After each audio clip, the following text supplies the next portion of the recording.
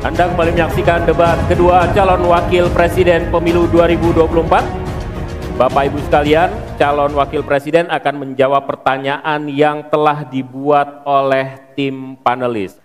Pertanyaan untuk calon wakil presiden nomor urut 3, Bapak Mahfud MD, terkait ekonomi kerakyatan dan digital. Digitalisasi membuka akses pasar yang lebih luas, tetapi juga berpotensi merugikan usaha mitra dan konsumen melalui penyalahgunaan data digital.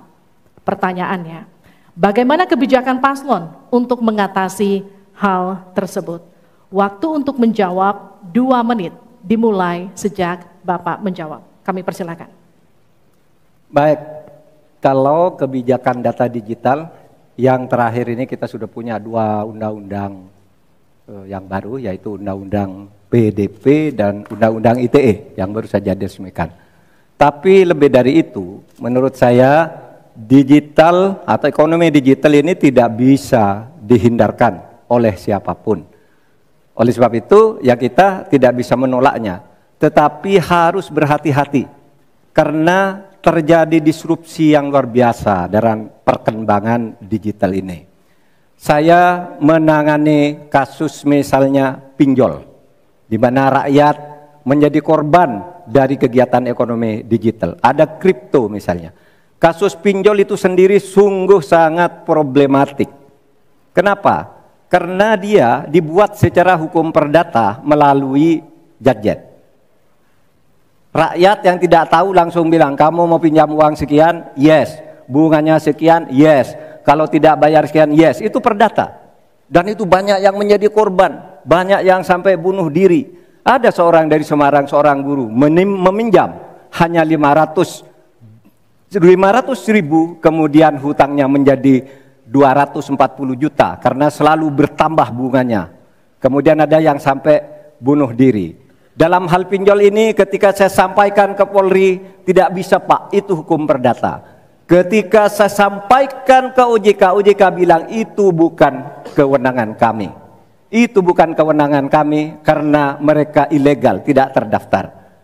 Berkali-kali saya panggil, kemudian saya undang dalam rapat bersama gabungan di Menko Polhukam. Kita nyatakan bahwa itu tindak pidana dan harus segera ditangkap. Itulah dalam sehari kemudian ditangkap 144 orang di hari itu juga. Sekian. Baik, tepat waktu. Selanjutnya kami berikan kesempatan kepada calon wakil presiden nomor urut 1 untuk memberikan tanggapan atas jawaban yang disampaikan oleh Pak Mahfud tadi. Silakan Pak Muhaimin, waktu Anda 1 menit. Ya, benar sekali bahwa antara perkembangan teknologi digital dengan kemampuan UMKM kita masih terjadi gap. Oleh karena itu harus ditindaklanjuti Pak Mahfud. Selain pemberantasan pinjaman online, judi online, ini pun masih harus diselepet lagi karena tidak komprehensif di dalam menangani ini sehingga pinjol masih merajalela, judi online masih merajalela.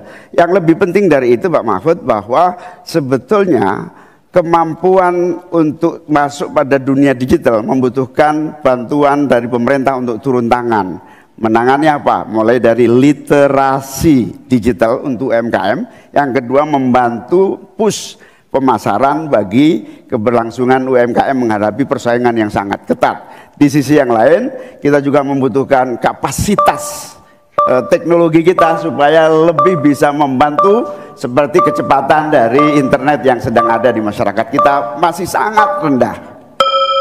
Baik, harap tenang. Selanjutnya kita akan beralih ke calon wakil presiden nomor urut 2, Bapak Gibran Raka Buming Raka untuk menanggapi. Waktu Bapak untuk menanggapi 1 menit, kita mulai sejak Bapak mulai berbicara. Baik, terima kasih. Mungkin kita juga harus hati-hati selain pinjol dan judi online, kita juga harus hati-hati untuk masalah pencurian data. Untuk itu harus kita kuatkan cyber security dan cyber defense kita. Itu sudah kita lakukan di Solo Teknopark, ada sekolah cyber security. Dan yang perlu ditekankan lagi adalah bagaimana para e-commerce ini bisa comply dengan regulasi kita. Jadi sudah tidak ada lagi nanti ke depan yang namanya shadow banning, yang namanya price dumping, yang namanya barang-barang cross border yang membunuh UMKM kita. Kita ke depan harus melindungi UMKM dan kita ingin sekali lagi karena tadi Cak Imin bicara masalah literasi keuangan dan literasi digital. Ke depan yang kita siapkan harus ada penguatan SDM, penguatan manusia-manusia digitalnya. Karena itu kita ingin anak-anak muda untuk ikut andil dalam hilirisasi digital yang akan kita canangkan sebentar lagi.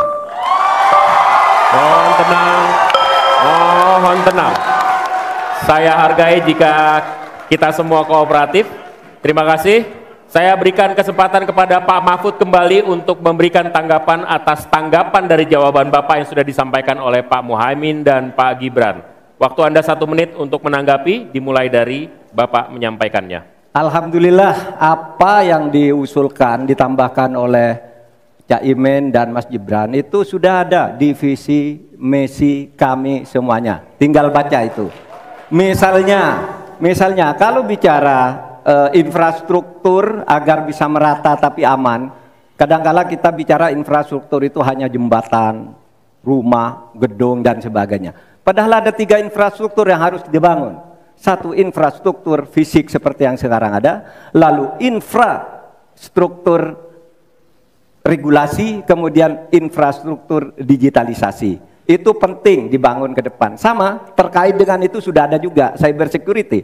Bahkan saya sendiri yang memimpin rapat di Menko Polhukam dengan memanggil pihak-pihak yang terkait dengan tugas-tugas ini agar cyber security ke depan ditegakkan dengan sebaik-baiknya agar kita tidak selalu kecolongan. Selesai. Mohon tenang. Harap tenang. Belum selesai. Belum selesai. Harap tenang. Oke, kita lanjut ya. Kita lanjutkan. Selanjutnya kita beralih ke pertanyaan kedua untuk calon wakil presiden nomor urut 1, Bapak Muhaimin Iskandar. Pertanyaan untuk calon wakil presiden nomor urut 1, Bapak Muhaimin Iskandar, dengan subtema investasi. Kontribusi usaha menengah terhadap ekonomi kita sebesar 13%, sementara Thailand mencapai 18% dan Singapura 22%. Pertanyaannya, bagaimana strategi paslon meningkatkan investasi untuk usaha menengah dan mendorong usaha kecil naik kelas?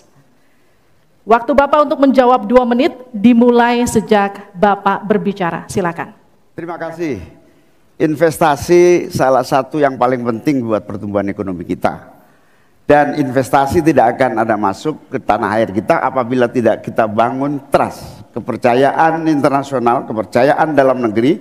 Dengan apa? Dengan kepastian hukum dan terjaganya kestabilan usaha yang berkembang di masyarakat kita. Di sisi yang lain, investasi juga masih sangat tertutup. Kita ingin investasi ini begitu terbuka dan tidak hanya berkonsentrasi kepada investasi yang menumpuk pada sektor-sektor tertentu atau padat modal. Kita perlu menggeser investasi ini menjadi padat karya yang bisa melibatkan seluruh anak bangsa ini mendapatkan pekerjaan. Di sisi yang lain, di lain halnya investasi yang transparan akan membuka akses usaha kecil dan menengah untuk terlibat di dalam proses investasi yang masuk ke dalam negeri maupun yang ada di masyarakat. Kedua, agar investasi ini bisa masuk buat kalangan UMKM dan seluruh pelaku usaha kecil, maka kita harus kuatkan kapasitas dan kualitas produksi dari UMKM kita, sekaligus tanggung jawab pemerintah ini meyakinkan sekaligus memberi fasilitas kemampuan pemasaran untuk meyakinkan para calon investor baik di dalam negeri maupun dari luar negeri. Yang lebih penting dari itu adalah kepastian hukum, termasuk di dalamnya adalah jaminan akan investasi tidak akan disalahgunakan atau tidak menjadi beban baru, dalam artian investasi mengandung kecurigaan kerugian yang itu diakibatkan kepercayaan yang menurun. Kredibilitas pemerintah hukum harus ditegakkan untuk membangun trust agar semua yang investasi merasa aman. Cukup, waktu Anda habis. Terima kasih. Mohon tenang. Kita mulai untuk meminta tanggapan dari calon wakil presiden nomor urut 2 terlebih dahulu, Pak Gibran. Silakan. Baik, terima kasih Gus Muhaimin. Mungkin PR kita ke depan adalah bagaimana kita bisa menurunkan indeks ICOR kita. Kita ingin indeks ICOR kita turun ke angka 4 atau 5%, sehingga investasi akan naik dan akan menumbuhkan trust juga dari para calon-calon investor. Lalu ini yang perlu kita garis bawahi. Kita ingin akses untuk logistik harus terkoneksikan, sehingga distribusi bisa menurun. Lalu untuk UMKM, ini memang PR kita ke depan juga. Kita ingin memperbanyak inkubasi sehingga UMKM kita bisa naik kelas. Kita dampingi dari A sampai Z. Kita dampingi dari packagingnya, dari brandingnya, dari marketing ownernya. Setelah selesai, kita dampingi lagi permodalannya. Setelah selesai, kita dampingi lagi untuk bisa mendapatkan off-taker. Terima kasih. Waktu Anda masih tersisa, Bapak. Mohon tenang. Cukup? Cukup? Baik. Selanjutnya saya berikan kesempatan kepada calon wakil presiden nomor urut 3, Pak Mahfud. Caimin, calon wakil presiden paslon 1. Begini, yang Bapak sampaikan itu tadi saya kira itu sangat normatif. Seharusnya begitu. Di lapangan, Pak, investasi itu sulit loh, Pak. Prosedurnya bertele-tele. Ada konflik of interest di mana pejabat yang ngurus itu misalnya harus mendapat sesuatu tapi disalurkan lewat si A. Itu laporan yang masuk ke saya.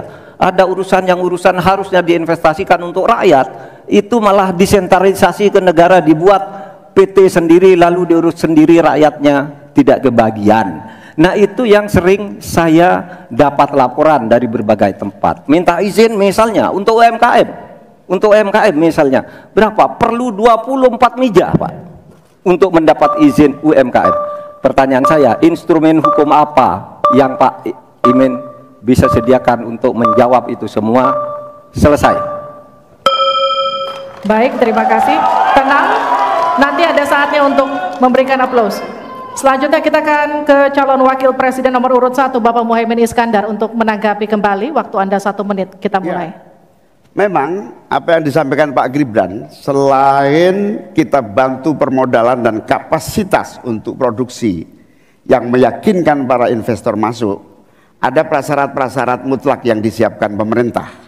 Sekaligus menanggapi Pak Mahfud, kita punya undang-undang Omnibus Law, kita punya sistem baru yang lebih efektif dan ramah terhadap investasi.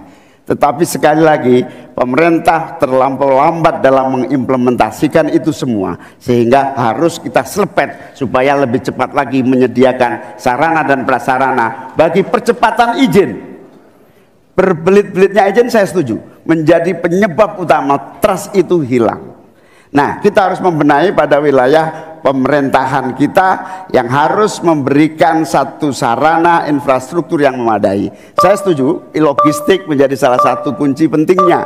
Logistik yang menyambungkan antara kebutuhan murahnya angkut barang sehingga investasi Cukup, waktu Anda habis.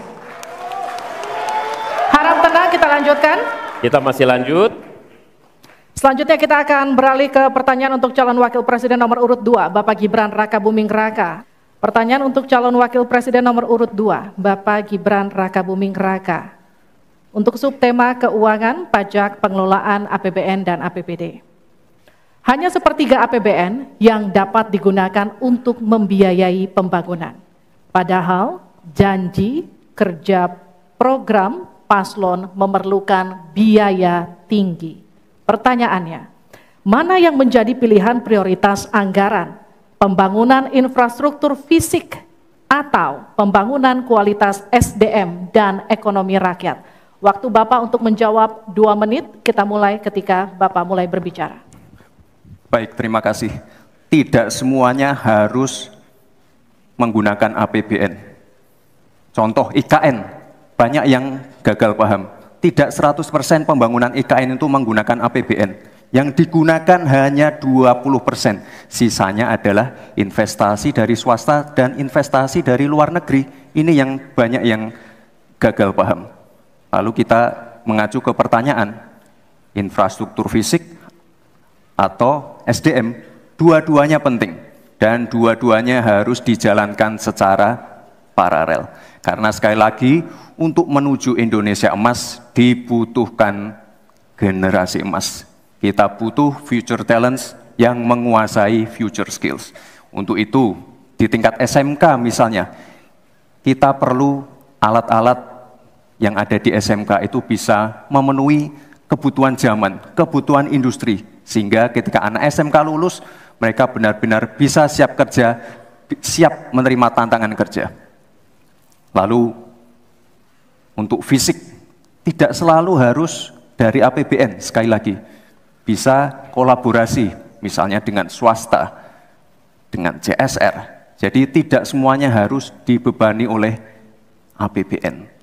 Lalu apa PR kita ke depan? PR kita ke depan harus bisa menambah penerimaan negara. Untuk itu kami dari Paslon 2 akan membentuk lembaga badan penerimaan negara yang dikomandoi langsung oleh Presiden.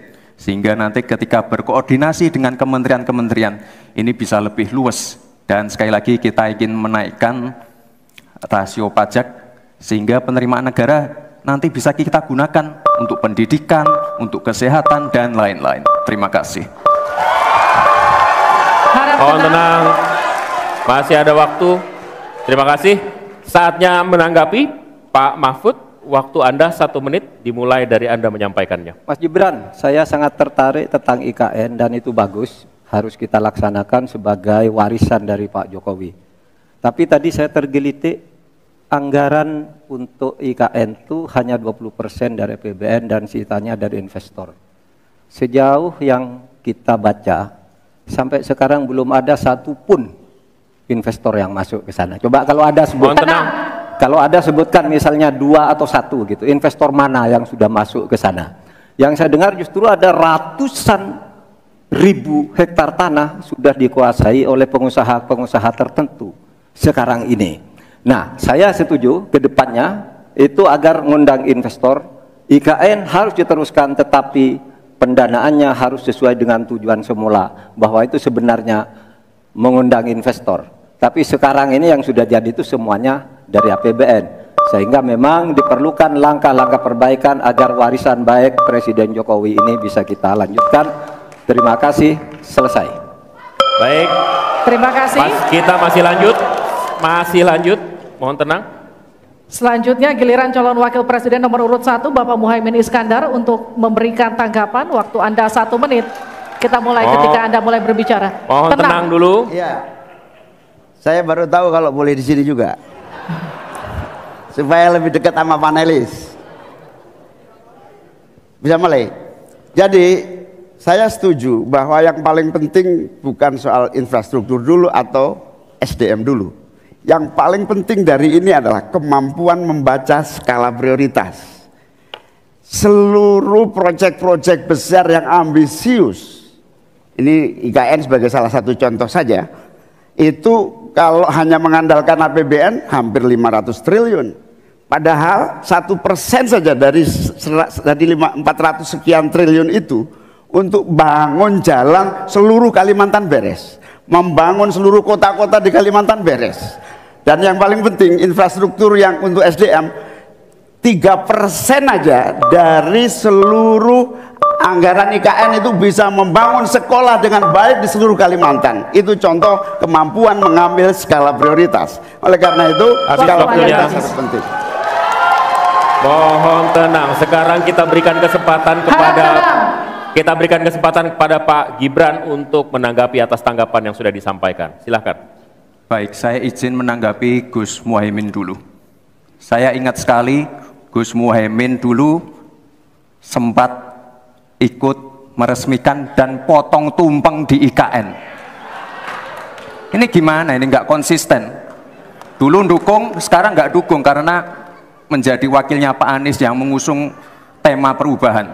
Sekali lagi Gus, mohon maaf, IKN ini bukan hanya membangun bangunan pemerintah, tapi juga sebagai simbol pemerataan pembangunan di Indonesia, sebagai simbol transformasi pembangunan di Indonesia.